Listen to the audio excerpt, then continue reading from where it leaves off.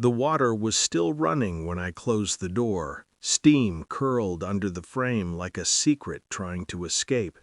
Her laugh cut through it, soft, intimate, not meant for me. I didn't slam anything. I didn't shout. I turned the lock from the outside. Click. Such a small sound for the end of a life.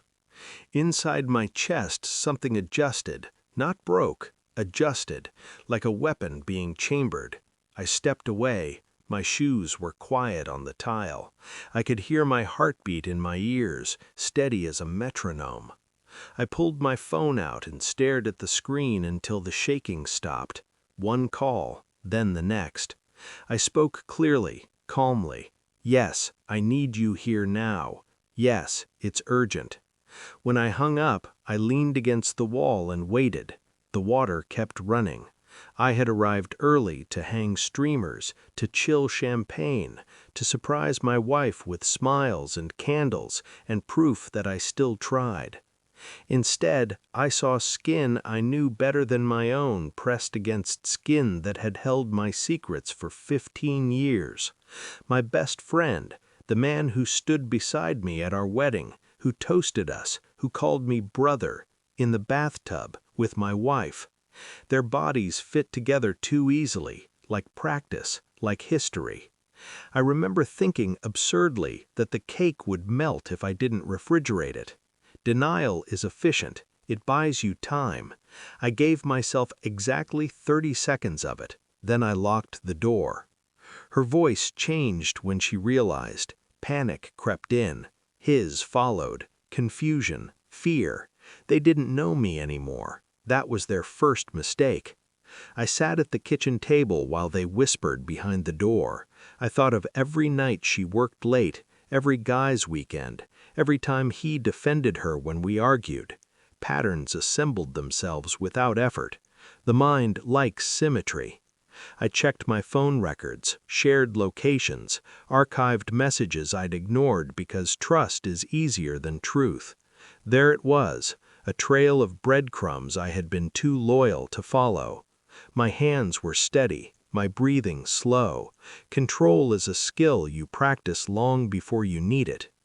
I pictured their faces when the truth stood in the room with them. Not rage, not screaming, silence. The clock ticked. They were crying now. The doorbell rang. I opened it first for my lawyer. She took one look at me and nodded. Professionals recognize the moment a line has been crossed. Then the second bell. My best friend's wife stood there holding a wrapped gift. Confusion bloomed when she saw my face. I let her in. I unlocked the bathroom. Steam poured out. My wife reached for a towel. He couldn't meet anyone's eyes. No one spoke. My lawyer set the folder on the counter. Phone records, messages, photos. Truth doesn't need volume.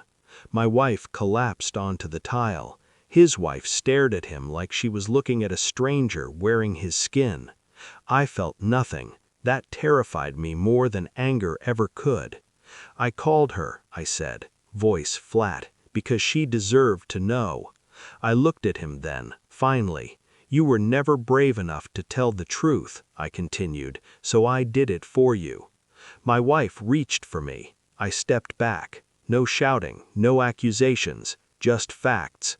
I handed him the divorce papers his wife would soon mirror. I handed my wife nothing. She had already taken everything. Control returned to me in small, precise pieces. They begged, they promised, they explained. I listened like a man hearing rain through glass. Later, after they were gone, I threw the cake away. I wiped the counter, turned off the water, opened a window to let the steam escape. The house felt lighter, hollow, clean. I didn't cry. I didn't need to. Some betrayals don't break you, they sharpen you. And when I walked out that door, I left them locked inside the truth, together, alone, and exposed. I never looked back.